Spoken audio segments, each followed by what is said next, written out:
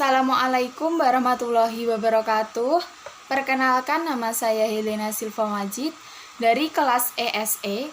Di sini saya akan menjelaskan hasil review jurnal saya untuk memenuhi tugas komunikasi bisnis. Jurnal yang saya review berjudul Komunikasi Bisnis PT Galih Estetika Indonesia dalam meningkatkan kemitraan Ubi Jalar, Jurnal Komunikasi Pembangunan oleh Lutfi Nur Askia, Lukman Muhammad dan Neti Tinaprila, volume 15 nomor 2 Juli 2017 dari Bogor, Fakultas Ekonomi dan Manajemen IPB, halaman 24-36. Yang pertama adalah pendahuluan. Komunikasi merupakan aspek utama dalam sebuah kehidupan, terutama dalam sektor ekonomi, yaitu dalam dunia bisnis. Pengusaha harus mampu menjaga komunikasi baik dengan berbagai pihak bisnisnya. Dengan begitu, seorang pengusaha dapat menjaga keberlangsungan bisnisnya untuk masa jangka panjang. Sehingga saat ini semakin banyak pula pengusaha yang sadar akan pentingnya komunikasi bisnis. Namun sayangnya, tidak semua perusahaan menerapkan strategi komunikasi yang diharapkan. Begitu pula dengan industri yang bergerak di bidang agroindustri Ubi Jalar, yaitu PT Galih Estetika Indonesia, yang merupakan perusahaan pioner pasta ubi jalar sejak tahun 1993 dengan skala ekspor. Maka dari itu, jurnal penelitian yang saya review ini bertujuan untuk mendeskripsikan gambaran kemitraan dan juga pola kemitraan yang dijalankan oleh PT Galih Estetika Indonesia, juga untuk menganalisis komunikasi bisnis yang dilakukan oleh PT Galih Estetika Indonesia dalam meningkatkan kemitraan ubi jalar. Selanjutnya adalah kajian teori. Kajian teori dari jurnal ini berisi tentang penjelasan komunikasi bisnis dan juga fungsi dari komunikasi bisnis. Di situ dijelaskan bahwa komunikasi bisnis adalah sebuah proses pertukaran informasi serta pesan bisnis dalam membentuk sistem dan struktur organisasi yang kondusif dalam memaksimalkan efisiensi dan efektivitas produk kerja. Kemudian fungsi komunikasi bisnis itu ada 4. Yang pertama adalah informatif, yaitu komunikasi itu berusaha untuk memberikan informasi. Yang kedua adalah pengendalian yang bermaksud untuk mengatur dan juga mengendalikan. Yang ketiga adalah persuasif, jadi komunikasi itu sifatnya atau fungsinya itu untuk mengajak ataupun membujuk. Dan yang keempat, fungsi integratif atau menyatukan. Selanjutnya, metode penelitian. Metode yang digunakan dalam penelitian di jurnal itu adalah metode deskriptif kualitatif. Dan dijelaskan bahwa penulis berupaya untuk memaparkan suatu kejadian secara apa adanya. Yang kedua adalah subjek dari penelitian di jurnal tersebut adalah komunikasi bisnis yang dilakukan oleh pihak dari PT Galih Estetika Indonesia.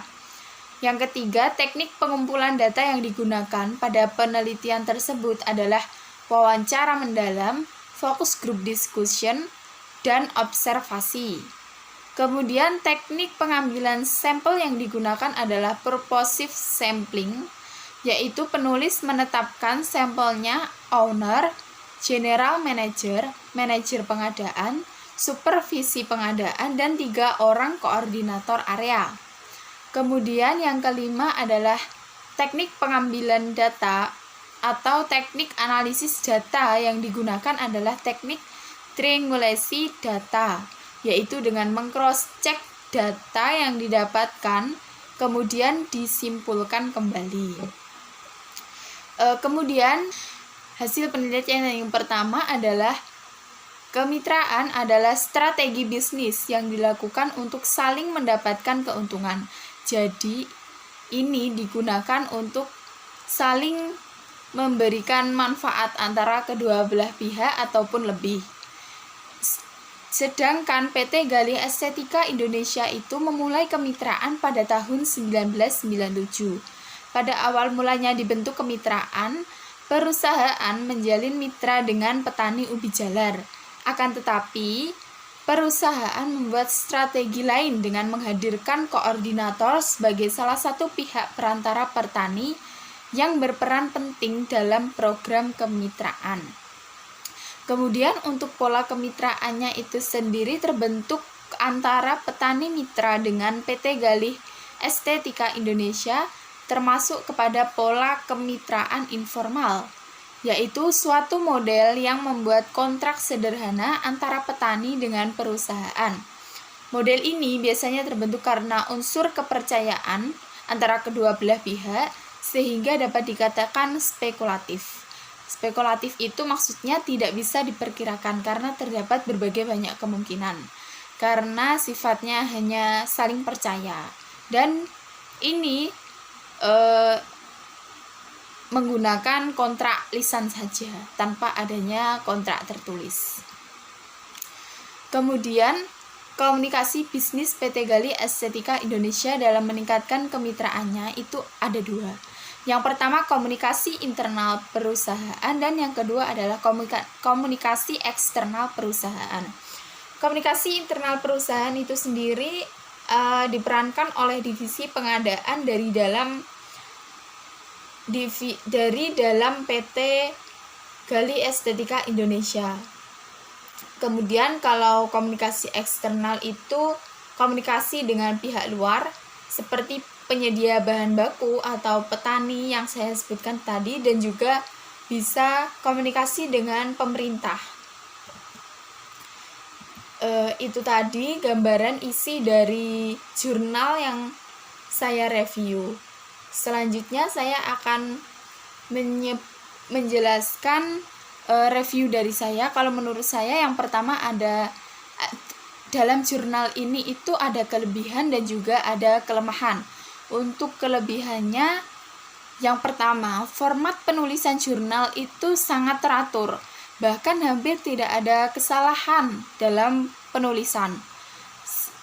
Fontnya juga sama, ukuran font juga sama, jadi sangat teratur sehingga menarik pembaca untuk membacanya walaupun hanya melihat secara sekilas saja. Yang kedua, isi jurnalnya itu sangat lengkap kalau menurut saya. Seperti yang pertama, pada abstrak itu menggunakan dua bahasa Inggris dan juga bahasa Indonesia, dan itu sangat memudahkan untuk pembaca itu memahami. Beda dengan jurnal-jurnal lainnya, itu ada yang hanya menggunakan bahasa Inggris saja. Kemudian yang ketiga, pada hasil pembahasan itu sangat detail dan mudah sekali untuk dipahami oleh pembaca. Dan bahasanya juga tidak berbelit-belit. Kemudian kelebihan lainnya adalah pada lembar pertama ke lembar berikutnya itu memiliki perbedaan model tampilan. Seperti yang pada lembar pada lembar pertama, pada lembar sebelumnya itu ratanya agak miring di kanan, kemudian lembar selanjutnya miring ke kiri, miring ke kanan, miring ke kiri, dan itu sangat memperindah tampilan dari jurnal tersebut. Mungkin itu kelebihannya. Namun untuk kelemahannya juga ada kelemahan dalam jurnal ini. Yang pertama adalah terdapat beberapa simbol yang kurang jelas maksudnya, seperti pada judul dan di samping nama pengarang itu ada bentuk seperti kutipan yang biasanya itu kan digunakan untuk menunjukkan kutipan. Namun di situ ada petikan namun tidak ada keterangannya. Kemudian kelemahan yang kedua adalah isi pendahuluan.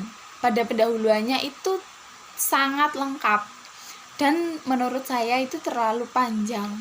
Jadi kesannya itu bahasanya kan terlalu meluas dan kesannya cenderung berbelit-belit.